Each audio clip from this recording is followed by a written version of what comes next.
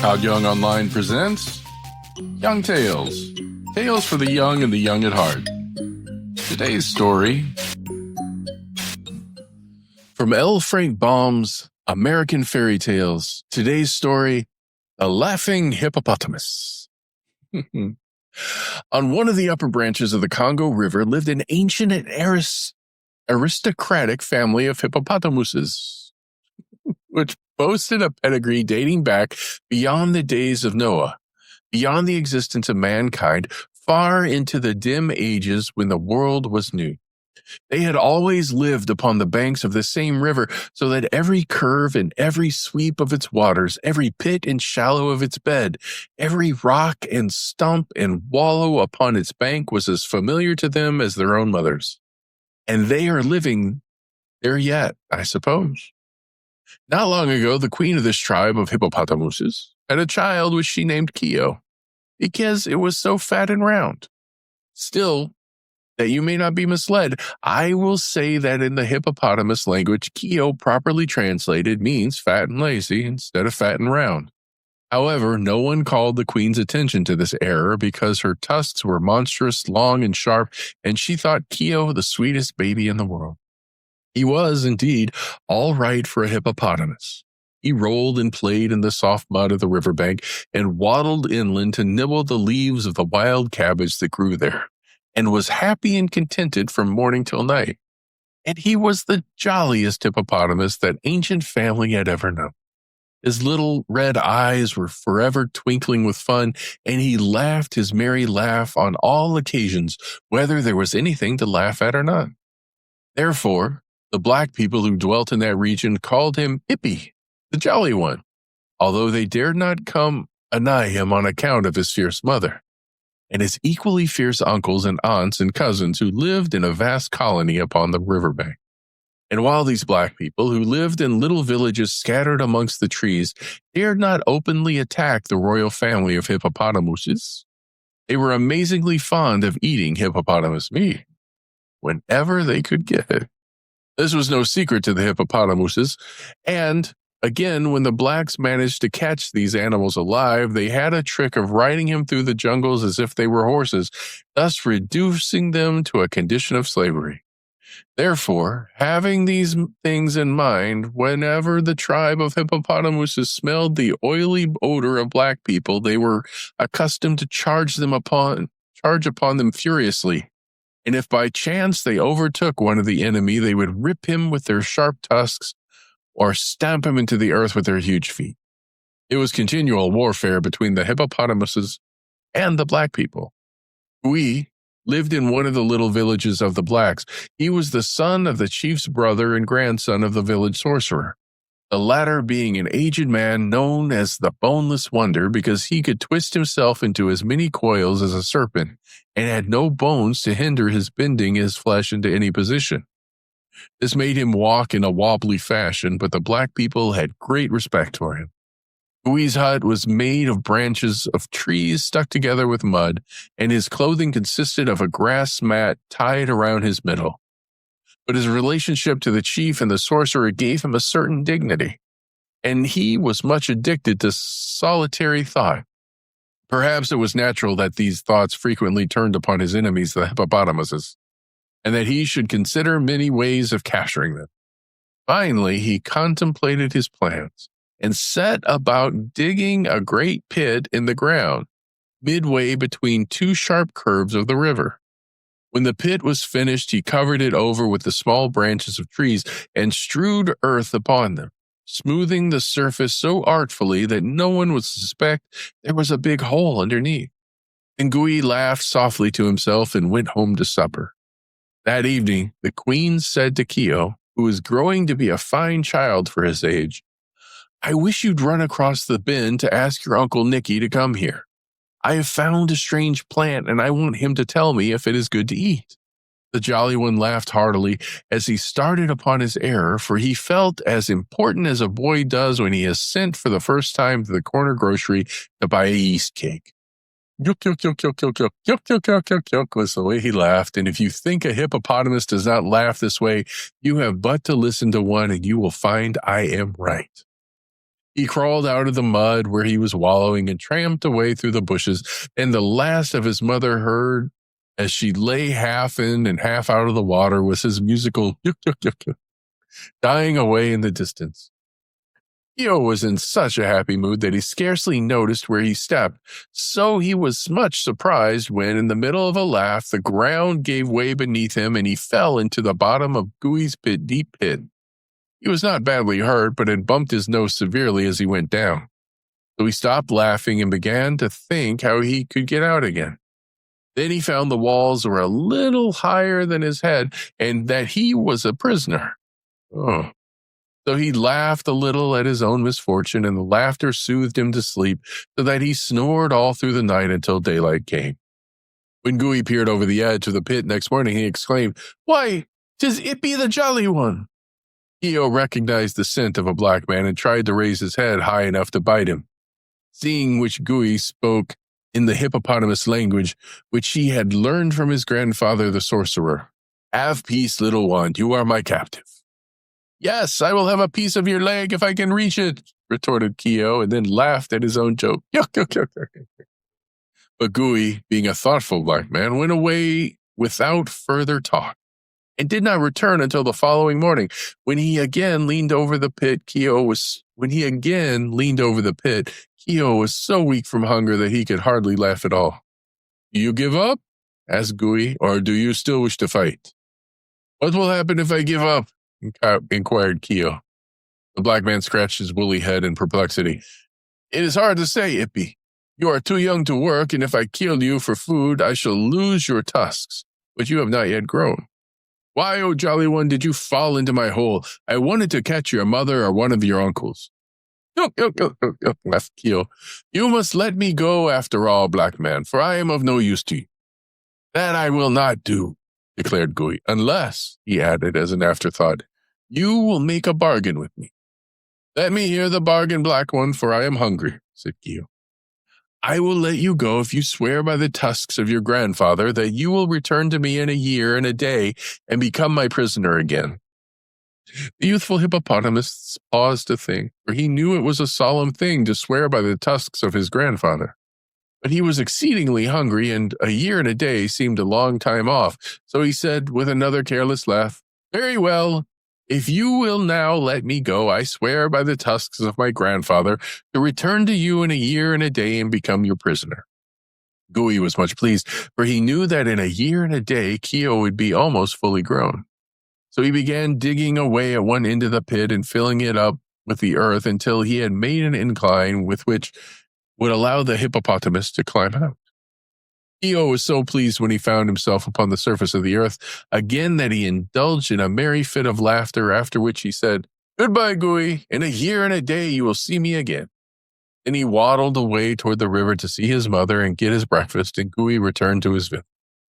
During the months that followed, as the black man lay in his hut or hunted in the forest, he heard at times the faraway yuk yuk yuk yuk of the laughing hippopotamus. But he only smiled to himself and thought, "A year and a day will soon pass away." Now when Keo returned to his mother safe and well, every member of his tribe was filled with joy, for the Jolly One was a general favorite. But when he told them that in a year and a day he must again become the slave of the black man, they began to wail and weep, and so many were their tears that the river rose several inches. Of course, Keo only laughed at their sorrow, but a great meeting of the tribe was called, and the matter discussed seriously. "Having sworn by the tusks of his grandfather," said Uncle Nicky, "he must keep his promise, but it is our duty to try in some way to rescue him from death or a life of slavery." To this all agreed, but no one could think of any method of saving Keo from his fate. So months passed away, during which all the royal hippopotamuses were sad and gloomy except the Jolly One himself. Finally, but a week of freedom remained to Keo, and his mother, the queen, became so nervous and worried that another meeting of the tribe was called. By this time, the laughing hippopotamus had grown to enormous size and measured nearly 15 feet long and 6 feet high, while his sharp tusks were whiter and harder than those of an elephant. "Unless something is done to save my child," said the mother, "I shall die of grief." Then some of her relations began to make foolish suggestions, but Uncle Nep, a wise and very big hippopotamus, said, "We must go to Glinkomok and implore his aid." Then all were silent, for it was a bold thing to face the mighty Glinkomok. But the mother's love was equal to any heroism. "I will myself go to him if Uncle Nep will accompany me," she said quickly. Uncle Nep thoughtfully patted the soft mud with his forefoot and wagged his short tail leisurely from side to side. "We have always been obedient to Glinkomok and shown him great respect," said he. "Therefore, I fear no danger in facing him. I will go with you." All the others snorted in approval, being very glad they were not called to go by themselves. So the Queen and Uncle Nep, with Keo swimming beside them, set out upon their journey. They swam up the river all the day and all the next until they, at sunset, came to a high rocky wall beneath which was the cave where the mighty Glinkomok dwelt. This fearful creature was part beast, part man, part fowl, part fish. It had lived since the world began. Through years of wisdom, it had become part sorcerer, part wizard, part magician, and part fairy. Mankind knew it not, but the ancient beasts knew and feared it. The three hippopotamuses paused before the cave with their front feet upon the bank and their bodies in the water, and called in chorus a greeting to Glinkomok. Instantly thereafter, the mouth of the cave darkened and the creature glided silently toward them. The hippopotamuses were afraid to look upon it and bowed their heads between their legs. "We come, O Glinkomok, to implore your mercy and friendly assistance," began Uncle Nep, and then he told the story of Keo's capture and how he had promised to return to the black man. "He must keep his promise," said the creature in a voice that sounded like a sigh. And the mother hippopotamus groaned aloud.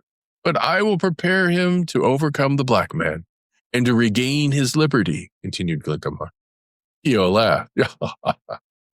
"Lift your right paw," commanded Glinkomok. Keo obeyed, and the creature touched it with its long, hairy tongue. Then it held 4 skinny hands over Keo's bowed head and mumbled some words in a language unknown to man or beast or fowl or fish. After this, it spoke again in hippopotamese. "Your skin has now become so tough that no man can hurt you. Your strength is greater than that of 10 elephants. Your foot is so swift that you can distance the wind. Your wit is sharper than the bullthorn. Let the man fear, but drive fear from your own breast forever. For of all your race, you are the mightiest." Then the terrible Glinkomok leaned over, and Keo felt its fiery breath scorch him as it whispered some further instructions in his ear. The next moment, it glided back into its cave, followed by the loud thanks of the 3 hippopotamuses, who slid into the water and immediately began their journey home. The mother's heart was full of joy. Uncle Nep shivered once or twice as he remembered a glimpse he had caught of Glinkomok, but Keo was as jolly as possible, and not content to swim with his dignified elders, he dived under their bodies, raced all around them, and laughed merrily every inch of the way home. Then all the tribe held hijinks and praised the mighty Glinkomok for befriending their queen's son. And when the day came for the Jolly One to give himself up to the black man, they all kissed him goodbye without a single fear for his safety. Glinkomok went away in good spirits, and they could hear his laughing long after he was lost in the side of the jungle. We had counted the days and knew when to expect Keo, but he was astonished at the monstrous size to which his captive had grown, and congratulated himself on the wise bargain he had made. And Keo was so fat that Gui determined to eat him. That is, all of him he possibly could, and the remainder of the carcass would be traded off to his fellow villagers. So he took a knife and tried to stick it into the hippopotamus, but the skin was so tough that the knife blunted against it. Then he tried other means, but Keo remained unhurt. And now, indeed, the Jolly One laughed as his most gleeful laugh till all the forest echoed the yuk, yuk, yuk, yuk, yuk. And Gui decided not to kill him, since that was impossible, but to use him for a beast of burden. He mounted upon Keo's back and commanded him to march. So Keo trotted briskly through the village, his little eyes twinkling with merriment. The other blacks were delighted with Gooey's captive and begged permission to ride upon the Jolly One's back. So Gooey bargained with him for bracelets and shell necklaces and little gold ornaments until he had acquired quite a heap of trinkets. Then a dozen black men climbed upon Keogh's back to enjoy a ride, and the one nearest his nose cried out, "Run, Mud Dog, run!" And Keogh ran. Swift as the wind, he strode away from the village, through the forest, and straight up the riverbank. The black men howled with fear. The Jolly One roared with laughter, and on and on and on they rushed. Then before them, on the opposite side of the river, appeared the black mouth of Glinkomok's cave. Keogh dashed into the water, dived to the bottom, and left the black people struggling to swim out. But Glinkomok had heard the laughter of Keogh and knew what to do. When the Jolly One rose to the surface and blew the water from his throat, there was no black men to be seen. Keogh returned alone to the village, and Gooey asked with surprise, "Where are my brothers?" "I do not know," answered Keogh. "I took them far away, and they remained where I left them." Gooey would have had more questions then, but another crowd of black men impatiently waited to ride on the back of the Laughing Hippopotamus. So they paid the price and climbed to their seats, after which the foremost said, "Run, Mud Wallower, run!" And Keogh ran as before and carried them to the mouth of Glinkomok's cave and returned alone. But now Gooey became anxious to know the fate of his fellows, for he was the only black man left in his village. So he mounted the hippopotamus and cried, "Run, river hog, run!" Keogh laughed his jolly yuck, yuck, yuck, yuck, yuck, and ran with the speed of the wind. But this time he made straight for the riverbank where his own tribe lived, and when he reached it, he waded into the river, dived to the bottom, and left Gooey floating in the middle of the stream. The black man began swimming toward the right bank, but there he saw Uncle Nep and half the royal tribe waiting to stomp him into the soft mud. So he turned toward the left bank, and there stood the Queen Mother and Uncle Nicky, red-eyed and angry, waiting to tear him with their tusks. Then Gooey uttered loud screams of terror, and spying the Jolly One who swam near him, he cried, "Save me, Keogh! Save me, and I will release you from slavery." "That is not enough," laughed Keogh. "I will serve you all my life," screamed Gooey. "I will do everything you bid me." "Will you return to me in a year and a day and become my captive if I allow you to escape?" asked Keogh. I will, cried Gooey. "Swear it by the bones of your grandfather," commanded Keogh, remembering that black men have no tusks to swear by. And Gooey swore it by the bones of his grandfather. Then Keogh swam to the black one, who clambered upon his back again. In this fashion, they came to the bank where Keogh told his mother and all the tribe of the bargain he had made with Gooey, who was to return in a year and a day and become his slave. Therefore, the black man was permitted to depart in peace, and once more the Jolly One lived with his own people and was happy.